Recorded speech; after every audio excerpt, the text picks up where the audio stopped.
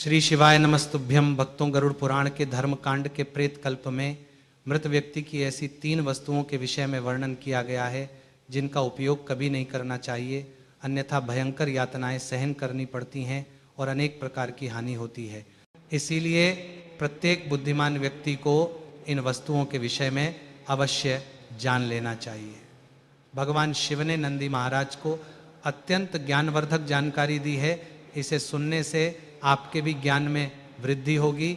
इसीलिए आप इस वीडियो को पूरा अवश्य देखें, क्योंकि आधा अधूरा ज्ञान घातक होता है। तो चलिए शुरू करते हैं भक्तों। एक बार नंदी महाराज, जो कि भगवान शिव के वाहन हैं, वे अपने मन में शंका लेकर भगवान शिव के पास ही खड़े थे और भगवान शिव समाधिस्थ मुद्रा में बैठे थे। उनकी जटाओं से बहती गंगा की धारा समय समय पर मंद स्वर में कल कल करती हुई चारों दिशाओं को पवित्रता प्रदान कर रही थी। उनके मस्तक पर चमकते चंद्रमा की शीतलता समस्त संसार को शांति का संदेश दे रही थी। नंदी महाराज देवों के देव की सेवा में सदा तत्पर खड़े थे, भक्तिभाव से शिव को निहारते हुए। परंतु आज उनके मुखमंडल पर हल्का सा तनाव था, जैसे हृदय में कोई प्रश्न जन्म ले चुका हो परंतु पूछने में संकोच हो रहा हो। अंततः भगवान शिव ध्यान से विमुख होकर के बोले, नंदी मेरे प्रिय, तुम्हारे मन में कोई प्रश्न उत्पन्न हुआ है, कहो। नंदी महाराज बोले, प्रभो आप सर्वज्ञ हैं, सबके भीतर सबके बाहर सब में स्वयं ही व्याप्त, फिर भी मेरे मन में एक क्षोभ है, एक जिज्ञासा है, यदि आप आज्ञा दें तो पूछूं। शिव बोले, जिज्ञासा ही ज्ञान का द्वार है नंदी, पूछो। तभी नंदी ने गहरी सांस लेकर कहा, हे महादेव, संसार का नियम है, जो जन्म लेता है वह मृत्यु को प्राप्त होता है। जब किसी जीव की मृत्यु होती है तो वह अपने साथ क्या क्या लेकर जाता है, और मृत्यु के पश्चात उस व्यक्ति की किन वस्तुओं का उपयोग दूसरों को नहीं करना चाहिए। मेरे मन में यह भय भी है प्रभु, यदि कोई अज्ञानवश इन वस्तुओं का उपयोग कर ले तो क्या उसके ऊपर भी मृत व्यक्ति की पीड़ा या दोष लग जाता है। कृपा कर मेरे संशय दूर करें। तभी भगवान शिव बोले, नंदी, प्रत्येक जीव का जीवन, मृत्यु और मृत्यु के बाद का काल, इन सब में अनेक रहस्य छिपे हैं। जो चीजें मनुष्य साथ लेकर जाता है और जो वस्तुएं पीछे छूट जाती हैं, उन सब में नियति का विधान है। परंतु इन रहस्यों को यूं ही जान लेना उचित नहीं। इन्हें समझने के लिए तुम्हें एक कथा सुननी होगी, एक ऐसी कथा जिसमें मृत्यु का सत्य, कर्म का लेखा और प्रेत लोक की यात्रा का रहस्य छिपा है। नंदी ने हाथ जोड़कर कहा, प्रभु मैं आपकी हर कथा का एक एक अक्षर हृदय में धारण कर लेता हूं, कृपा कर यह रहस्य प्रकट करें। भगवान शिव बोले, तो सुनो नंदी, यह कथा उन रहस्यों से जुड़ी है जिन्हें यह जगत सामान्य रूप से नहीं जानता। परंतु ध्यान रखना, यह कथा तुम्हें केवल ज्ञान ही नहीं देगी, बल्कि तुम्हें मृत्यु के पश्चात जीवन की वास्तविकता भी समझाएगी। इतना कहकर शिवजी ने अपनी कथा प्रारंभ की। बहुत समय पहले भूदेव नाम का एक श्रेष्ठ ब्राह्मण था। उसका हृदय दयालु, व्यवहार शुद्ध, कर्म सदाचार से युक्त था। वह नित्य संध्या वंदन, पूजा पाठ और शास्त्र अध्ययन में रत रहता था। उसकी पत्नी गौरी भी अतुल भक्ति वाली और सत्स्वरूप थी। परंतु इस संसार में कोई भी जीव अपने कर्मों के लेखे से बच नहीं सकता। भूदेव के पूर्व जन्मों के कुछ कर्म ऐसे थे जिनकी प्रतिकूल छाया इस जन्म के अंत तक उसका पीछा करती रही। एक दिन अकस्मात उसे तीव्र ज्वर ने घेर लिया। भूदेव भूमि पर लेट गया, शरीर निर्बल पड़ने लगा और प्राण बाहर निकलने की तैयारी में थे। उसने अपनी सांसों की अंतिम घड़ियां गिनते हुए पत्नी से कहा, गौरी, मृत्यु तो निश्चित है, परंतु सुनो, मेरे जाने के बाद मेरी कुछ वस्तुएं ऐसी हैं जिन्हें कोई न छुए, क्योंकि मृत्यु के पश्चात भी उनसे मेरा संबंध बना रहेगा। गौरी ने पूछा, स्वामी ऐसी कौन सी वस्तुएं? भूदेव ने सांसों के संघर्ष में कहा, ये मैं अभी बताता। तभी और उसी क्षण उसके प्राण शरीर से निकल गए। गौरी विलाप करने लगी। पड़ोसी, रिश्तेदार सब आकर शोक व्यक्त करने लगे। शव संस्कार विधि पूर्ण हुई और भूदेव पंचतत्व में विलीन हो गया। परंतु बात यहीं समाप्त नहीं हुई। उसकी आत्मा अभी भी अपने शरीर और घर के आसपास ही भटक रही थी, क्योंकि वह जाने से पहले अपूर्ण रहस्य छोड़ गया था। भूदेव का सूक्ष्म शरीर उसके घर के द्वार पर खड़ा था। उसने देखा लोग उसकी वस्तुओं को छू रहे हैं, बांट रहे हैं, उपयोग कर रहे हैं, और वह बेचैन हो उठा, क्योंकि उसकी कुछ वस्तुओं से अभी भी उसका सूक्ष्म संबंध था। उन वस्तुओं को अन्य व्यक्ति अपनाएंगे तो उनका दुख, दोष और प्रेत बाधा का प्रभाव उन पर पड़ सकता था, परंतु भूदेव बोल नहीं सकता था। आखिर मृत व्यक्ति अपनी पीड़ा किससे कहे। इसी पीड़ा के साथ उसकी आत्मा प्रेतलोक की यात्रा पर बढ़ी। यहीं उसकी मुलाकात हुई दो दूतों से, एक यमदूत और एक शिवदूत। दोनों उसकी सहायता के लिए आए थे, परंतु मार्ग अलग अलग था। यमदूत बोला, चलो तुम्हें कर्मफल के न्याय के लिए यमपुरी ले चलूं। शिवदूत बोला, ठहरो, ये भगवान शिव के भक्त हैं, पहले इन्हें प्रेत कल्प का ज्ञान कराया जाएगा। ये जाने कि जीव अपने साथ क्या लेकर आता है, फिर ही न्याय होगा। भूदेव का सूक्ष्म शरीर यमदूत और शिवदूत के बीच खड़ा था। उसके सामने दो मार्ग थे, एक अंधकारमय, उबड़ खाबड़, भयावह आवाजों से भरा यमलोक का मार्ग, और दूसरा शांत परंतु रहस्यों और अगम ज्ञान से भरा वह मार्ग जहां आत्मा अपने जीवन का यथार्थ समझती है। शिवदूत बोला, हे ब्राह्मण, जब तक तुम नहीं जानोगे कि मृत्यु के समय जीव क्या क्या साथ लेकर जाता है और उसकी किन वस्तुओं का उपयोग दूसरों के लिए अमंगलकारी होता है, तब तक तुम आगे नहीं बढ़ सकते। इसलिए पहले प्रेत यात्रा का रहस्य जानो। भूदेव चकित था। मुझे तो लगा था कि मृत्यु के बाद सब समाप्त हो जाता है। शिवदूत मुस्कुराया, यही अज्ञान तो संसार में फैला है। मरण अंत नहीं, केवल एक नए अध्याय का प्रारंभ है, प्रेत लोक का पहला ब्रह्म। भूदेव एक ऐसे मार्ग पर ले जाया गया जहां धुंध ही धुंध, न कोई दिशा न कोई पहचान। अचानक उसे अपने ही घर के दृश्य दिखाई देने लगे।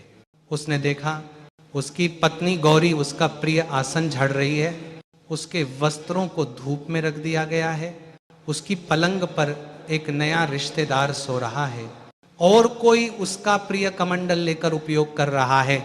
भूदेव के हृदय में पीड़ा जलने लगी। उसने चिल्लाकर कहा, ये मत छुओ, ये मेरे हैं, मैं यही हूं, मेरी वस्तुएं मुझसे मत छीनो। परंतु उसकी आवाज कोई न सुन पाया, क्योंकि वह अब सूक्ष्म था, अदृश्य। नंदी ये सुनकर विचलित हुए, प्रभो तो मृत व्यक्ति सब देखता है। शिव बोले, हाँ नंदी, वियोग का सबसे बड़ा दुख यही है, जीव अपने शरीर को छोड़ देता है, परंतु कुछ वस्तुएं अभी भी उसकी स्मृतियों से बंधी रहती हैं।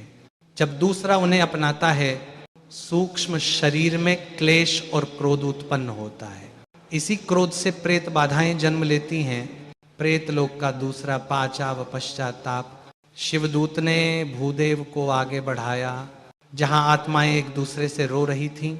किसी को अपने परिवार की सुध मिल रही थी, किसी को संपत्ति की चिंता, किसी को अपनी प्रिय वस्तु पर अधिकार न रहने का कष्ट। भूदेव बोला, मुझे तो लगा था कि सब छूट जाता है। शिवदूत ने उत्तर दिया, कर्म और आसक्ति यही तो जीव को बांध कर रखती हैं। मनुष्य जीवन में जो चीजें उसकी सबसे प्रिय होती हैं, उनका आकर्षण मृत्यु के बाद भी जीव को सांसारिक जगत से जोड़े रखता है। प्रेत लोक का तीसरा प्राव कर्मों का दर्पण। अब भूदेव को ऐसा स्थान दिखा जहां एक बड़ा दर्पण उसके सामने स्थापित था। उस दर्पण में उसके समस्त कर्म प्रतिबिंबित होने लगे। किसी को दान दिया, किसी का तिरस्कार किया, कहीं झूठ बोला, कहीं सत्य की रक्षा की, किसी की सहायता की, किसी को कष्ट दिया। हर कर्म का अपना अलग रंग, हर भाव का अपना अलग प्रभाव। भूदेव कांप उठा। क्या मृत्यु के बाद सब स्पष्ट दिखाई देने लगता है? शिवदूत बोला, हाँ, मनुष्य जब तक शरीर में होता है तो मोह में ढका रहता है। मृत्यु के बाद उसका वास्तविक स्वरूप सामने आ जाता है। यही सत्य का क्षण है जहां कोई छल, कोई बहाना मान्य नहीं। प्रेत लोक का चौथा पचाव देह से संबंध का अंत। अब भूदेव को अपने शरीर का दृश्य दिखा। पंचतत्व में मिल चुका था, परंतु उसका सूक्ष्म शरीर अब भी प्रबल आकर्षण रखता था उन वस्तुओं से जिनसे उसके जीवन की स्मृतियां जुड़ी थीं। उसने कई बार उन वस्तुओं को छूने का प्रयास किया, परंतु कर न सका। रोकर बोला, हे देव, ये कैसा बंधन है? शिवदूत बोला, यही आसक्ति का बंधन है, और इसी आसक्ति के कारण 3 वस्तुएं मृत मनुष्य की कभी उपयोग नहीं करनी चाहिए। भूदेव अब प्रेतलोक के अंतिम द्वार पर पहुंचा। यह स्थान साधारण मानव की कल्पना से परे था। चारों ओर असीम अंधकार, मंद प्रकाश की किरणें और दूर दूर से विचित्र स्वर सुनाई दे रहे थे। शिवदूत बोले, भूदेव, अब तुम्हें अपने जीवन और मृत्यु के रहस्य का पूर्ण अनुभव होना है। सुनो और देखो वही सत्य जो जीव अपने साथ मृत्यु के समय लेकर चलता है। भूदेव ने ध्यान लगाकर कहा, हे देव, मैं तैयार हूं, अब मुझे सब बताइए। शिवदूत ने उसे एक प्रकाशमय मार्ग की ओर ले जाया। वहां पर प्रत्येक मृत जीव की यात्रा का दर्पण स्थापित था। भूदेव ने देखा उसके जीवन के 5 महत्वपूर्ण तत्व उसके साथ सदा जुड़े रहे। पहला था उसका कर्म का लेखा। जो कुछ भी उसने जीवन में किया, अच्छे या बुरे कर्म, सभी को आत्मा के साथ लेकर जाता है। ये उसके भविष्य और अगले जन्म की दिशा तय करता है। दूसरा था उसकी भक्ति और श्रद्धा। जो भी भक्तिपूर्ण कार्य जीवन में किया गया, उसका प्रकाश आत्मा के साथ चलता है। यह सकारात्मक ऊर्जा बनकर प्रेत लोक में आत्मा को मार्गदर्शन देती है। तीसरा था उसके संचित पुण्य और दान। जो वस्तुएं उसने जीवन में दान की या परोपकार में दी, उनका प्रभाव मृत्यु के बाद भी रहता है। ये वस्तुएं जीवन की सकारात्मक धारा को बनाए रखती हैं। चौथा था उसकी आसक्तियां और प्रेम। प्रिय वस्त्र, प्रिय वस्तु, प्रिय व्यक्ति, ये सब आत्मा के साथ जुड़ा रहता है। जब तक आत्मा इनसे मुक्त नहीं होती, तब तक वह शांति नहीं पाती। और पांचवा था उसका पाप और दोष। जो उसने किया और लिप्सा या छल के कारण दबा लिया, वे तत्व मृत्यु के बाद आत्मा के पीछे चलते हैं। ये तत्व उसके अनुभव और भविष्य के जन्म में बाधक बनते हैं। भूदेव को यह समझते ही हल्का डर सा लगा। प्रभु, क्या यही कारण है कि मुझे मेरी वस्तुओं को छूने से रोका जाता है? शिवदूत बोले, हाँ, और यही कारण है कि मृत व्यक्ति की 3 वस्तुएं जीवित मानव द्वारा कभी नहीं छुई जानी चाहिए। यदि ये स्पर्श की जाएं, तो मृतक की आत्मा पीड़ा में रहती है और उसका प्रभाव लेने वाले पर भी पड़ता है। वे वस्तुएं हैं, पहली शव के कपड़े और तेल, अभिषेक सामग्री। दूसरी उसका निजी बर्तन और औषधि सामग्री। तीसरी जिस वस्तु का जीवन में अत्यधिक मोह और आसक्ति रही हो, चाहे वह गहना हो या कोई प्रिय वस्तु, यदि ये तत्व बिना सावधानी के उपयोग किए जाएं, तो न केवल मृतक की शांति भंग होती है, बल्कि उपयोग करने वाले पर भी संकट आता है। भूदेव अब प्रेतलोक के अंतिम द्वार पर खड़ा था। शिवदूत ने कहा, भूदेव, अब तुम जानोगे कि जीवन और मृत्यु में कौन सी 5 वस्तुएं तुम्हारे साथ चलती हैं और किन 3 वस्तुओं का किसी जीवित व्यक्ति द्वारा उपयोग वर्जित है। भूदेव ने ध्यानपूर्वक पूछा, हे देव, कृपया बताइए, ये रहस्य क्या है? शिवदूतों ने मुस्कुराते हुए उत्तर दिया, देखो भूदेव, जब कोई जीव मृत्यु को प्राप्त करता है, तो वह अपने साथ 5 प्रमुख वस्तुएं अवश्य लेकर जाता है। पहली है उसका कर्म और उसके लेखे का प्रकाश। यह वह सार है जो जीवन में किए गए सभी कर्मों का प्रतिबिंब है। जो कुछ भी तुमने किया, पुण्य या पाप, मृत्यु के समय या आत्मा के साथ चलता है। दूसरी है भक्ति और श्रद्धा का बंधन। यदि जीवन में तुमने किसी देव, गुरु या धर्म की सेवा की, तो उसका प्रभाव आत्मा के साथ चलता है और उसे मार्गदर्शन देता है। तीसरी है संग्रहित पुण्य और परोपकार। जो दान, सेवा या किसी की सहायता जीवन में की गई, उसका प्रभाव मृत्यु के बाद भी आत्मा पर स्थायी रहता है। चौथी है प्रिय वस्तुएं और आसक्तियां। मनुष्य अपनी प्रिय वस्तुएं, गहने, कपड़े या वस्तु जिसे उसने अत्यधिक प्रेम किया, उसके साथ मृत्यु के बाद भी चलती हैं। ये आत्मा से जुड़ी होती हैं और उन्हें बिना उचित सम्मान के छूना अशुभ होता है। और पांचवी है पूर्व जन्म और वर्तमान जन्म के पाप और दोष। जो कर्म दबे, छिपे या अनदेखे रहे, वे तत्व भी आत्मा के साथ चलते हैं। ये आत्मा के अनुभव और भविष्य के जन्म में बाधक बनते हैं। अंत में भगवान शिव ने देखा कि नंदी महाराज पूरी तरह से समझ गए थे। उन्होंने कहा, नंदी, यही वह रहस्य है जिसे जानना प्रत्येक जीव के लिए आवश्यक है। जीवन में अपने कर्मों का लेखा रखना, अपनी भक्ति और सेवा का महत्व समझना और मृत्यु के पश्चात अपने और दूसरों के लिए मार्गदर्शक होना, यही धर्म है। मृत्यु का भय केवल शरीर का है, परंतु आत्मा और उसके साथ जुड़ी 5 वस्तुएं तुम्हारे कर्मों और आसक्तियों का प्रतिबिंब हैं। और 3 वस्तुएं जिन्हें कभी छूना नहीं चाहिए, वे मृत्यु के बाद के नियमों का पालन और मृतक की शांति सुनिश्चित करती हैं। तभी नंदी महाराज ने विनम्रता से कहा, हे महादेव, आपकी कथा और मार्गदर्शन से मुझे जीवन, मृत्यु और आत्मा के रहस्यों की स्पष्ट समझ मिल गई। अब मुझे ज्ञात है कि मृत्यु केवल अंत नहीं, बल्कि कर्म और श्रद्धा की यात्रा है। और मृतक की 3 विशेष वस्तुएं जिनका उपयोग वर्जित है, उनका सम्मान करना ही धर्म है। शिव ने स्नेहपूर्वक नंदी को आश्वस्त किया, यही ज्ञान तुम्हें मोक्ष की ओर ले जाएगा। भूदेव की यात्रा, प्रेतलोक का रहस्य और मृतक की 5 और 3 वस्तुओं का विधान, ये सब जीवन और मृत्यु के अद्भुत रहस्य को स्पष्ट करता है। भूदेव की आत्मा अब शांत थी।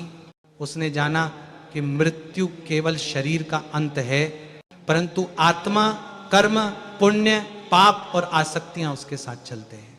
और मृत्यु के बाद भी कुछ वस्तुएं ऐसी होती हैं जिन्हें सम्मान पूर्वक ही छोड़ा जाना चाहिए। इस ज्ञान ने उसे और सभी जीवों को चेतावनी और मार्गदर्शन दोनों प्रदान किया। नंदी महाराज ने शांति से नमन किया, हे प्रभु, आपकी कथा अमूल्य है। इस ज्ञान को मैं जीवन भर स्मरण रखूंगा और इसे संसार में समझाऊंगा। तो भक्तों, इस प्रकार भगवान शिव ने नंदी महाराज को भूदेव की यात्रा, प्रेतलोक और मृत्यु के समय जीव के साथ जुड़ी 5 वस्तुओं तथा 3 वर्जित वस्तुओं का संपूर्ण रहस्य स्पष्ट कर दिया। कथा का संदेश स्पष्ट था। जीवन में अपने कर्मों का लेखा रखना, भक्ति और सेवा का महत्व समझना और मृत्यु के बाद मृतक की वस्तुओं का सम्मान करना ही सच्चा धर्म है।